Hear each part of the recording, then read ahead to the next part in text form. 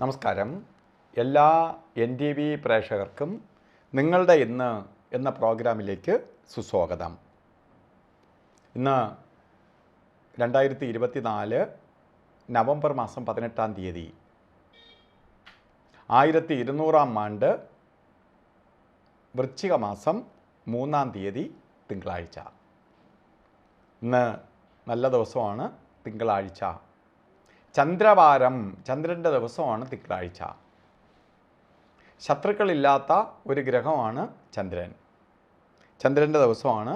മാത്രമല്ല മകയിരം നക്ഷത്രത്തിലാണ് ജനനം. മകയിര നക്ഷത്രം തിങ്കളാഴ്ച രണ്ടും കൂടി ഒത്തു വന്നിരിക്കുന്ന ദിവസമാണ്. വളരെ ഭാഗ്യദായകമായ ഒരു ദിവസം തന്നെയാണ്.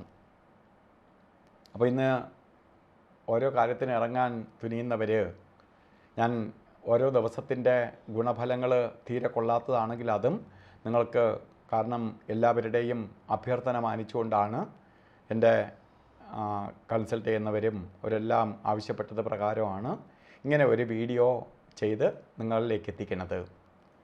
അത് വേണ്ട രീതിയിൽ ആൾക്കാരെല്ലാം പ്രയോജനപ്പെടുത്തുന്നുണ്ടോ എന്നെനിക്കറിയില്ല.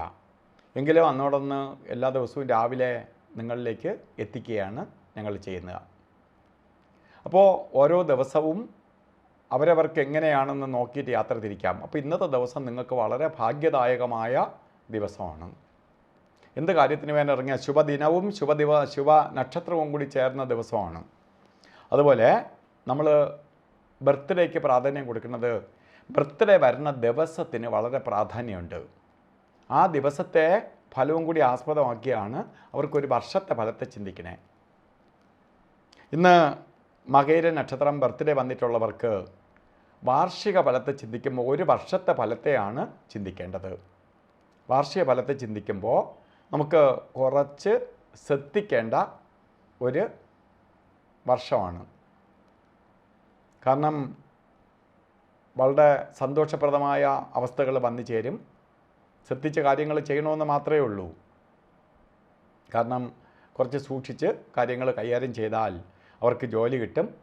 വസ്തു വാങ്ങാനോ വീട് വെക്കാനോ അല്ലെങ്കിൽ വാഹനം വാങ്ങാനോ തുനിയുന്നവർക്ക് ഈ സമയം വളരെ അനുകൂലപ്രദമാണ്. നിങ്ങൾ ധൈര്യമായിട്ട് വീട് വെക്കാനോ വീട് വാങ്ങാനോ അല്ലെങ്കിൽ കാറ് വാങ്ങാനോ ഒക്കെ തുനിയുക. അതുപോലെ വിദേശത്ത് പഠിക്കാനാവട്ടെ ജോലിക്ക് പോകാൻ ആഗ്രഹിക്കുന്നവർക്ക് വളരെ നല്ലൊരു സാഹചര്യമാണ് നിങ്ങൾക്കുണ്ടാവാൻ പോണേ. അപ്പോൾ നിങ്ങൾ ഇറങ്ങുന്ന കാര്യങ്ങൾ വിജയിക്കും. അതുകൊണ്ട് ധൈര്യമായിട്ട് അതിനു വേണ്ടി ശ്രമം തുടരണം, അങ്ങനെ താല്പര്യമുണ്ടെങ്കിൽ. കാരണം എന്തുകൊണ്ട് എന്ന് ചോദിച്ചാൽ, നമുക്കൊരു നല്ല സമയത്ത് നമ്മൾ അതിനു വേണ്ടി ഇറങ്ങിയാൽ അത് വിജയിക്കും. അല്ലാത്ത സമയത്ത് നമ്മൾ പ്രയത്നിച്ചത് കൊണ്ട് നമുക്ക് ഫലസിദ്ധി വരാതെ വരും. അതുകൊണ്ടാണ് നല്ല സമയവും ചീത്ത സമയവും പറഞ്ഞു തരണേ. അതുപോലെ ഇന്ന് ഓരോ കാര്യത്തിന് ഇറങ്ങുന്നവർ രാവുകാല സമയം നോക്കി യാത്ര തിരിക്കുന്നത് നന്നായിരിക്കും. രാവുകാല സമയം 7:30 മണി മുതൽ 9 മണി വരെ എന്ന് കലണ്ടറിൽ രേഖപ്പെടുത്തിയിട്ടുണ്ടെങ്കിലും 7:50 തൊട്ടാണ് രാവുകാലം സ്റ്റാർട്ട് ചെയ്യണേ. 7:50 തൊട്ട് 9 മണി 17 മിനിറ്റ് വരെ രാവുകാല സമയമുണ്ട്.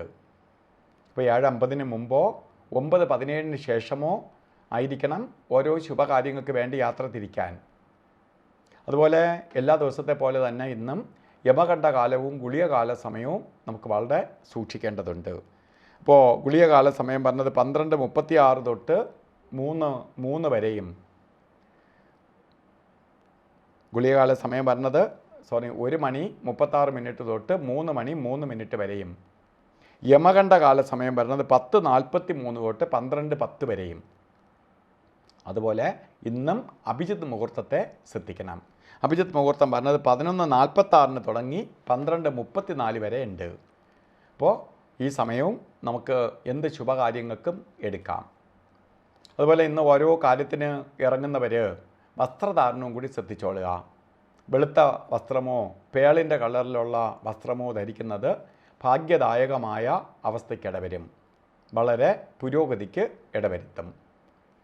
അപ്പോൾ ഇന്നത്തെ ദിവസം എല്ലാവർക്കും ഭാഗ്യദായകമായി തീരട്ടെ എന്ന് സർവേശ്വരനോട് പ്രാർത്ഥിച്ചുകൊണ്ട് നിർത്തുന്നു. നന്ദി, നമസ്കാരം.